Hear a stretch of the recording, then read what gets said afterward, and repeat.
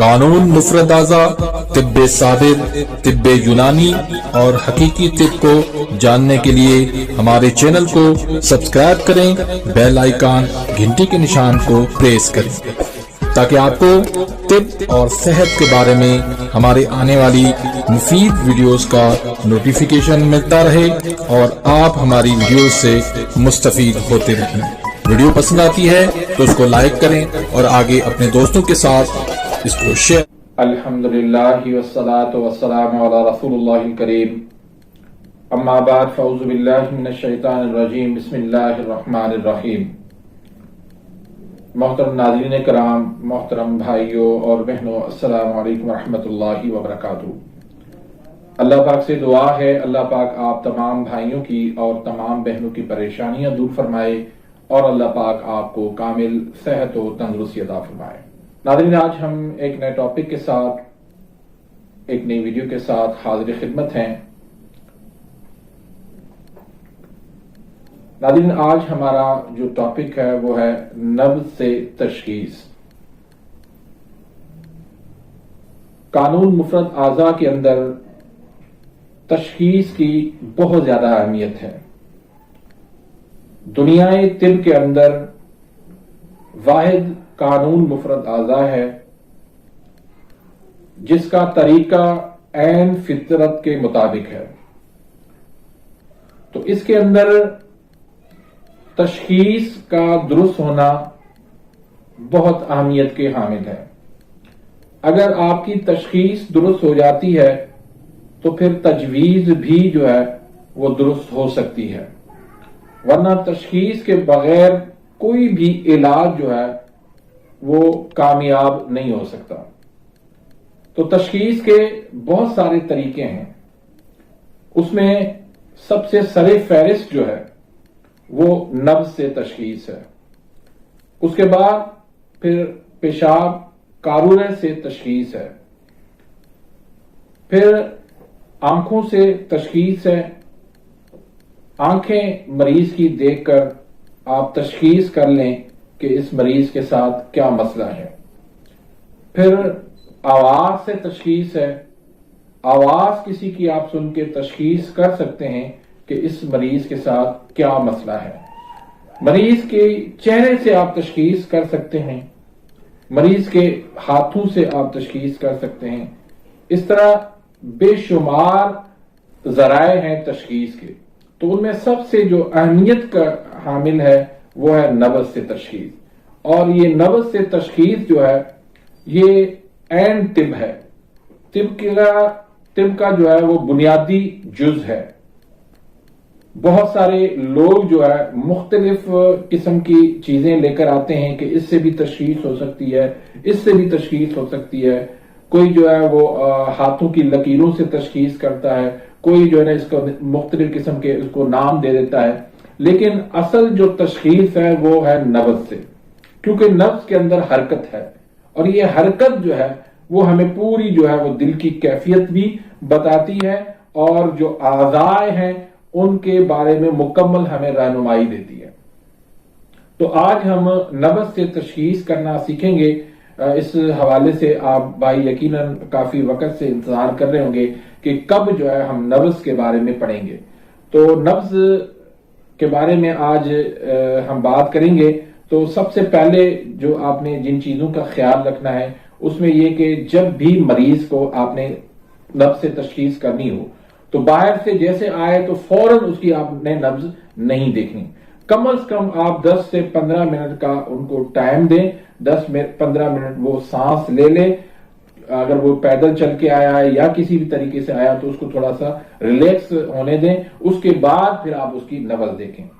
اس کے بعد پھر مریض کو آپ نے اپنے بائیں سائڈ بٹھانا ہے یا آپ نے اپنے سامنے بٹھانا ہے۔ اب یہ دیکھیں کہ یہ میرے سامنے ہے، ٹھیک ہے، تو سامنے بٹھا کے آپ نے ہمیشہ، چاہے وہ بچہ ہو، چاہے وہ نوجوان ہو، چاہے وہ بوڑھا ہو، چاہے وہ عورت ہو، سب کی آپ نے رائٹ سائڈ والی نبض دیکھنی ہے، بائیں سائڈ والی نبض نہیں دیکھنی۔ بہت سارے آپ کو حکما کہیں گے کہ آپ بائیں سائڈ والی نبض دیکھیں، لیکن بائیں سائڈ والی نبض اس سے آپ اچھے طریقے سے درست تشخیص جو ہے وہ نہیں کر سکتے. درست جو تشخیص ہوتی ہے وہ رائٹ سائڈ والی نبض آپ کو بتائے گی. بائیں سائڈ والی نبض جو ہے وہ آپ کو موجودہ حالات بتائے گی. یعنی آپ نے جو کچھ بھی کھایا ہے، اگر اعصابی چیز کھائی ہے تو وہ اعصابی آپ کو نبض بتائے گی، اگر عضلاتی چیز کھائی ہے تو عضلاتی بتائے گی، اگر غدی کھائی ہے تو وہ غدی بتائے گی. لیکن جو رائٹ سائڈ والی نبض ہے وہ آپ کو بتائے گی کہ اس مریض کے ساتھ کس چیز کے اندر جو ہے وہ تحریک ہے، کہاں پر تسکین ہے یا کہاں پر جو ہے وہ تحلیل ہے. یہ سارا معاملہ آپ کو رائٹ سائڈ والی نبض دے گی. تو اب آپ دیکھیں کہ آپ نے مریض کا ہاتھ جو ہے وہ پکڑ لینا ہے اور یہ ایسے سیدھا کر لینا ہے. یہ جو بازو ہے مریض کی نہ زیادہ ٹائٹ ہونی چاہیے نہ زیادہ ڈھیلی ہونی چاہیے. اس کو آپ نے ایسے کر لینا ہے، ہلکا سا آپ نے اس کو موڑ دینا ہے. تو آپ نے یہ چاروں انگل آپ نے یہاں پر رکھنی ہے. یہ جو دیکھیں کہ یہ جہاں پر انگوٹھا ختم ہو رہا ہے، یہ انگوٹھا ختم ہوا اور یہاں سے آپ نے نبض دیکھنا شروع کرنی ہے. یہ اب آپ نے چاروں انگل برابر رکھنے. یہ دیکھیں ایسے آپ نے چاروں انگل برابر رکھنے. تو اب جب آپ چاروں انگل برابر رکھیں گے تو اگر آپ کو صرف پہلی انگل پہ نبض ملتی ہے، یہ تشدد والی، اگر اس پہ آپ کو نبض ملتی ہے تو یہ قانون مفرد اعضاء کی 1 نمبر نبض ہے. اعصابی عضلاتی اس کو ہم نبض کہیں گے. مزاج اس کا جو ہے وہ سرد خشک کہیں گے. 1 نمبر پہ جو نبض ملے گی آپ کو وہ اعصابی عضلاتی ہوگی. اس میں سردی زیادہ، خشکی کم ہوگی. یہ حرارت کی کمی کی تحریک ہے. اس کا علاج جو ہے وہ ہمیشہ حرارت سے ہوگا. سردی کی تحریک ہے تو اس کا علاج جو ہے نا ہم گرمی سے کریں گے. تو دوسرے نمبر پر جو نبض آپ کو ملے گی، یہ پہلے نمبر والی نبض یہ آپ کو جو ہے مشرف ملے گی، بالکل اوپر. مشرف یعنی اوپر بالکل. ایسے ہاتھ انگلیاں رکھتے ہی آپ کو نبض ملے گی 1 نمبر. یہ اعصابی عضلاتی ملے گی. اگر 2 انگل پہ نبض آپ کو محسوس ہوتی ہے تو یہ عضلاتی اعصابی ہوگی. تو 2 انگل پہ اگر محسوس ہوگی تو یہ عضلاتی اعصابی نبض ہوگی. یعنی خشکی زیادہ، سردی کم. اور خشکی کی میں نے 2 قسمیں بتائی تھی، ایک سردی والی ایک گرمی والی. تو یہ خشکی سردی والی ہوگی. اس کا علاج جو ہے عضلاتی اعصابی کا 2 نمبر تحریک کا 5 نمبر تحریک سے ہم کریں گے. تو پہلے انگل پر ملی یہ اعصابی عضلاتی ہوئی. اب 2 انگل پہ اگر ملتی ہے تو یہ عضلاتی اعصابی نبض ہوگی.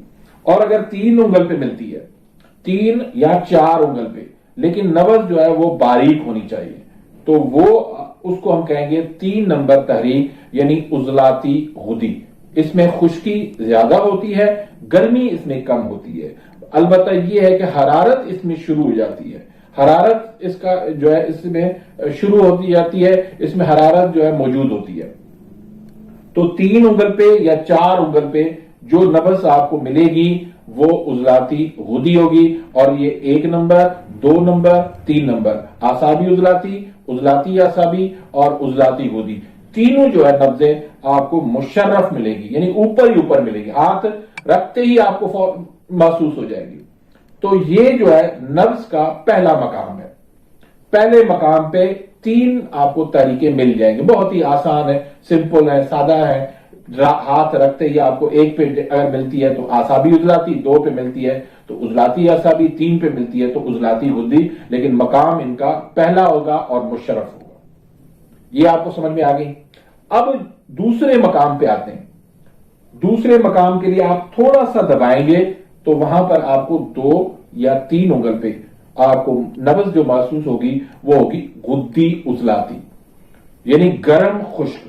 اس کے اندر تھوڑی سی جو ہے وہ خشکی باقی ہوگی، باقی گرمی زیادہ ہوگی، حرارت زیادہ ہوگی. یہ غدود جاذبہ کی تحریک ہوگی. آپ پڑھ چکے ہیں ساری، وہ آپ کو اس بارے میں تفصیل سے میری ویڈیوز بھی موجود ہیں. تو یہ غدی عضلاتی جو ہے آپ کو دوسرے مقام پہ ملے گی. اب تیسرے مقام پہ آتے ہیں. اس سے تھوڑا سا مزید دبائیں گے تو ہمیں تیسرا مقام مل جائے گا جس کو ہم کہیں گے غدی اعصابی. یعنی 5 نمبر نبض ہوئی ہے، 5 نمبر تحریک ہوگی، اس میں گرمی زیادہ اور تری جو ہے وہ کم ہوگی، گرم تر مزاج ہوگا۔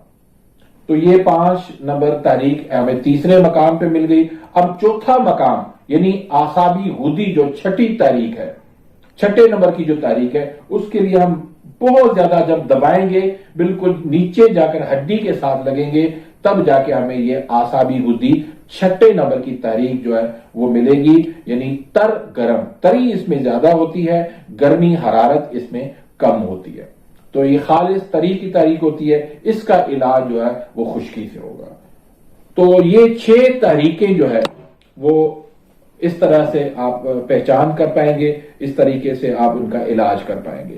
تو دوبارہ میں دہرا دیتا ہوں، پہلا جو مقام ہوگا اس میں 3 نبضیں آپ کو ملیں گی، اعصابی عضلاتی، عضلاتی اعصابی اور عضلاتی غدی۔ دوسرے مقام پہ آپ کو جو نبض ملے گی وہ غدی عضلاتی ہوگی، اس کو ہلکا سا دبائیں گے تو دوسرا مقام آ جائے گا۔ اس سے مزید آپ تھوڑا سا دبائیں گے تو غدی اعصابی نبض ملے گی، 5 نمبر کی نبض۔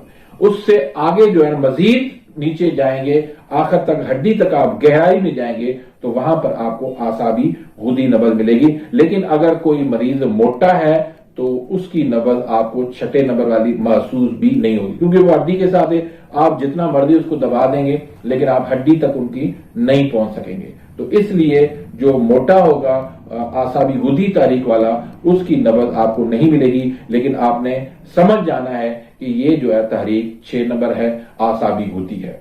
تو امید کرتا ہوں کہ نبض سے تشخیص کرنا آج کی اس ویڈیو سے آپ سیکھ چکے ہیں۔ مزید اس حوالے سے اگر آپ کا کوئی سوال ہو تو آپ کر سکتے ہیں۔ اپنی دعاؤں میں یاد رکھیے گا، ملتے ہیں انشاءاللہ نیکسٹ ویڈیو میں، تب تک کے لیے اجازت، اللہ حافظ۔